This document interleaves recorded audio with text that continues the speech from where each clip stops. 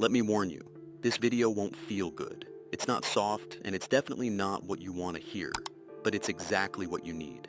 They say pleasure is life's reward. But what if that's just a cover? What if the chocolate, the notifications, the cravings, even the laughter are just costumes? What if they're hiding something deeper, something raw and uncomfortable? Let me ask you something simple. When was the last time you felt truly whole without reaching for your phone, a snack, or someone's attention? Not just distracted, not just entertained, but calm, centered, at peace, without needing more? See, we're living in a time where pleasure is everywhere, but strangely, most of us feel empty. Carl Jung once said, "The things we turn to for comfort are often the exact same things that stop us from truly healing." And today, I want to show you pleasure from a new angle, one you may have never considered. Let's start with a familiar moment. You wake up, you check your phone, before you've even had a thought. There's no emergency, nothing urgent. It's just automatic. You scroll, you laugh, you smile for a few seconds at a meme or a video, and then you forget it, but you keep going, swipe after swipe, and before you know it, the morning's gone. But that strange emptiness, it's still there. So maybe you grab a snack, sweet, salty, not because you're hungry, just because you need something, and then guilt shows up. You ask yourself, why did I do that? And deep down, you know the answer. It wasn't about food. It wasn't even about feeling good. It was about quiet. It was about escape. A brief pause from something you've never really put into words. Jung had a word for this. He called it the shadow, the part of ourselves we try to hide. And pleasure, it becomes the shovel we use to bury it. You eat when you're not hungry. You scroll when you're not curious. You chase people or attention, not out of love, but out of need. This isn't joy, it's numbing. Here's the hard truth. Most of what we call pleasure is actually just relief. Relief from discomfort, from loneliness, from being too aware of our own pain. But there's a price to pay for that kind of relief. Every time we use false pleasure to soothe ourselves, we train our minds to crave more. But that craving never ends because it's not the real thing. And when we don't feel satisfied, we start to believe something's wrong with us. We think we're broken, but we're not. We're just blind to how we've been conditioned to believe that escape equals enjoyment. That distraction means happiness, but it doesn't. Let me take you deeper. You're 6 years old. You cry, but no one really hears you. So you learn, if I show pain, I get nothing. But when you smile, when you hide your feelings, when you perform for others, people clap, people care. So you keep doing it, over and over, through your teens and into adulthood. Now, you don't even realize that your loud pleasures, partying, binge-watching, scrolling, are drowning out something quiet and tender inside you. Something like fear, loneliness, that inner child who just wanted to be held. Here's the part people miss. Pleasure isn't just a feeling, it has memory. Every time you use it to cover pain, your body learns. Stillness is dangerous. So silence becomes scary. That's why you can't stand being alone. That's why the quiet of a shower feels uncomfortable unless there's music playing. Why a peaceful moment feels like punishment instead of peace. Jung understood this. He didn't say pleasure was evil, only that it becomes a problem when we misuse it. The real danger isn't pleasure itself. It's what we're avoiding through it. So, before we go deeper, I want to ask something from you. If this message is hitting home, if you've ever felt that strange hollowness after doing something that was supposed to make you happy, subscribe. Not for me, for you. Because knowing you're not alone in this, that's powerful. And drop a comment below. What part hit you hardest? Not because sharing is weakness, but because naming it is where healing begins. Now, let me show you the real trap. Picture this. Someone lost in the desert. They see a shimmer in the distance, a mirage. They run to it, desperate. But every time they get close, it vanishes. They keep chasing again and again, but all they find is more thirst. That's what chasing false pleasure feels like. Let's talk about how to find real nourishment next. Each time they chase a mirage, it disappears. But they keep running. They believe the next one will be different, that this one, this time, will be real. And that is what pleasure often becomes. When it's not grounded in purpose, it's just a mirage, a promise that fades the second we touch it. Here's the twist. Real pleasure, the kind that nourishes your spirit, isn't loud. It doesn't shout. It doesn't distract. It doesn't numb. It grows you. It shows up in quiet places, in a deep, vulnerable conversation that makes you feel seen, in finishing a task you've avoided for weeks, in waking up and realizing you no longer crave the thing that once controlled you. But that kind of pleasure, it's not easy. It doesn't give instant gratification. It doesn't flood your brain with chemicals. And that's why most of us don't chase it. But it's the only kind worth chasing. Carl Jung once said, "People will do anything, no matter how absurd, to avoid facing their own soul." And maybe pleasure, the kind we're addicted to, is the most beautiful absurdity we've ever created. Let's rewind. You're a kid again. You fall, scrape your knee, it hurts, you cry. And what does someone say? "Here, have a cookie, don't cry." Or, "Look, a cartoon's on, let's cheer you up." That moment, it seems small, but it sticks, not in your memory, but in your nervous system. You learn. Pain is bad, feeling is weakness, comfort is the cure. So you grow up fluent in distraction. You learn to speak the language of escape. Pleasure becomes your translator. It speaks when you're too afraid to say, "I'm hurting." It smiles when you don't have the energy to admit, "I feel lost." It dances when what you really want to do is scream into a pillow. And no one tells you this, but every time you swap real emotion for stimulation, you lose a little bit of connection with yourself. Jung warned us again. When the inner world is ignored, the outer world gets louder. So, ask yourself, what is pleasure in today's world? If not the loudest thing in your life, the endless scroll, the notifications, the binge sessions, the shopping carts, the cravings. They scream, so we don't have to listen. But listen to what? To the ache underneath, the quiet longing for meaning, the unspoken need to feel like you matter, the wound of being unseen, even in a crowded room. You see, pleasure isn't evil, it's sacred when it's chosen with awareness. But it becomes poison when it replaces presence, when it becomes your answer to every uncomfortable moment. Let me ask you something personal. Have you ever felt guilty after pleasure? After watching that extra episode? Texting someone you knew you shouldn't? Buying something you didn't need? Eating when you weren't actually hungry? That guilt doesn't come from doing something bad. It comes from the quiet knowing that you weren't actually fed. You were just distracting yourself from the real hunger. And this is where people get Jung wrong. They think shadow work is about becoming darker, edgier, mysterious. But that's not it at all.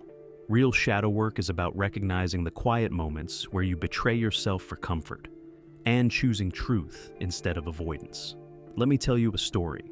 There was someone who couldn't stop chasing relationships. They called themselves a hopeless romantic, but every relationship followed the same pattern: intense, obsessive, crashing, repeat.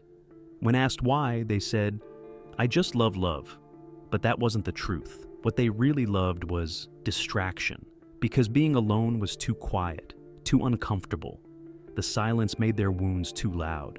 So, love became a bandage, a beautiful one, but a bandage nonetheless.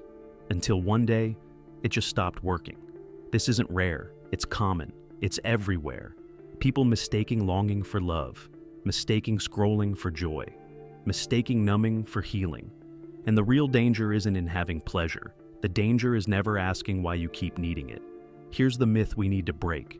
Pleasure is not healing. Pleasure is not peace. Pleasure is not power. Pleasure is a tool, and tools, when misused, become weapons, sometimes pointed at ourselves. Now, let's turn this around. Think back to the last time you said no to an impulse. You didn't text them back. You didn't buy the thing. You paused before diving into distraction. And later, you felt proud, grounded, clear. Why? Because self-discipline isn't about control, it's about self-trust. And that trust, that's the real high. Because when you trust yourself, pleasure no longer controls you. You choose it, on purpose, fully, freely, with presence. And that's when pleasure becomes beautiful again. Not a drug, not a trap, but a celebration. Now picture this. You walk into a quiet room, No music, no phone, just you. And instead of anxiety, you feel at home. Not because you have everything, but because you finally feel like enough. That's what Jung meant by individuation. Becoming whole. Not by denying your desires, not by grinding through every day, but by integrating the parts of you you've been running from.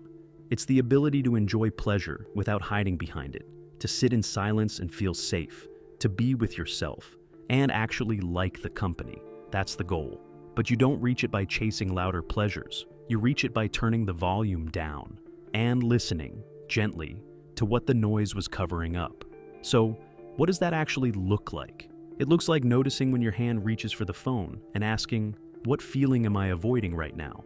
It looks like letting the loneliness sit with you instead of smothering it with sugar, sex, or scrolling. It looks like choosing the slower pleasure, the one that takes effort, that demands presence, that rewards you later, not instantly. Because here's the hidden truth most of us never hear. Real pleasure is never instant. It's earned. And once you taste that kind of joy, the real kind, you'll never settle for the cheap imitation again. The best kind of laughter, it's the one that happens with someone who truly sees you, not just laughs at your jokes, but understands your silences. The best meal, it's not the one with the most flavors. It's the one you earn after a day spent doing something that mattered, work that took your full presence. The best kind of connection, it's not from a swipe or a like. It's the kind that leaves you feeling seen, not just selected. Let's take a breath here. If anything in this message has stirred something in you, if it's cracked something open, then good. That's what awakening feels like. It doesn't feel like a lightning bolt. It feels like a quiet, gentle shift, not dramatic, but decisive. And here's the decision you now face. Will I keep dulling the ache with fast pleasures? Or will I meet myself honestly, completely, without reaching for the escape hatch? Carl Jung believes something most people miss. He said our suffering doesn't come from what happened to us, but from our refusal to sit with what it left behind. And that's the real danger of unconscious pleasure. It keeps us skimming the surface, never diving deep, never facing what still hurts, never healing. But now that you've seen the pattern, now that the illusion has started to fade, what will you do? Let's go deeper. You've heard the warning signs. You've felt the little jolts of recognition. You've watched the beautiful mask of pleasure slowly fall off. Now, we arrive at the hard part, the uncomfortable truth that most people never want to say out loud. To really reclaim your life from false pleasure, you have to admit something incredibly hard. You've abandoned yourself, not once, but in small, silent moments, over and over. Each time you said, just 5 more minutes. Each time you reached for a screen instead of your own silence. Each time you told yourself, this makes me feel better, when really, it just made you forget. But don't confuse this with shame. This is not a punishment. This is the beginning of awareness. You're not weak for doing what helped you survive. You're not broken for wanting relief. You were trying to feel safe in the only way you knew how. But now, you're ready for more than survival. You're ready to actually live. Because once you realize that most of the pleasure you chased was never real joy, just sedation, everything changes. The party doesn't excite you the same way. The scrolling feels hollow. The hookup feels like noise. The sugar doesn't numb the ache. And you begin to understand. The real pain was never boredom. It was the absence of yourself. Let me offer you a picture. Imagine your life as a house. Inside that house lives your younger self, your wounded inner child, your unspoken truths, your quiet memories waiting to be heard. But instead of walking inside, you build a festival outside. You hang lights, play music, hand out candy. You distract yourself with noise, comfort, and excitement. And all the while, the child inside waits. That's what unchecked pleasure does. It builds a carnival around your pain. So, you never have to enter. But healing, real healing, it's turning down the music, walking through the front door, sitting down inside, looking at that child and saying, I'm here. You're not alone anymore. That's what Jung meant. He never asked us to worship stillness. He wanted us to stop fearing it, to know that silence isn't emptiness. It's the space where everything you've ignored finally has a voice. Now, here's the big shift, the final myth we need to destroy. You've been told that pleasure is the goal, that happiness is about feeling good all the time, that freedom means saying yes to every craving. But real freedom? It's not about doing whatever you want. It's about not needing to. Real pleasure isn't the chocolate. It's not the phone. It's not the compliment, the high, or the rush. Real pleasure is when you sit alone, quiet, still, and you feel complete. Not because there's nothing left to want, but because you're no longer trying to escape yourself. You carry peace. You carry presence. You carry power. That changes you. People around you will notice. They'll say, "You don't party like you used to. You don't reply as fast. You seem different." And you'll smile, because they won't understand that you're not avoiding life. You've simply stopped running from yourself. And that scares people, because when someone stops needing constant pleasure to feel okay, they become powerful. They become grounded, calm, undistracted, unshakable. They can't be sold to. They can't be baited. They can't be controlled. Why? Because they've come home to themselves. And when presence returns, true presence, addiction loses its grip. Marketing loses its spell. The loop finally breaks.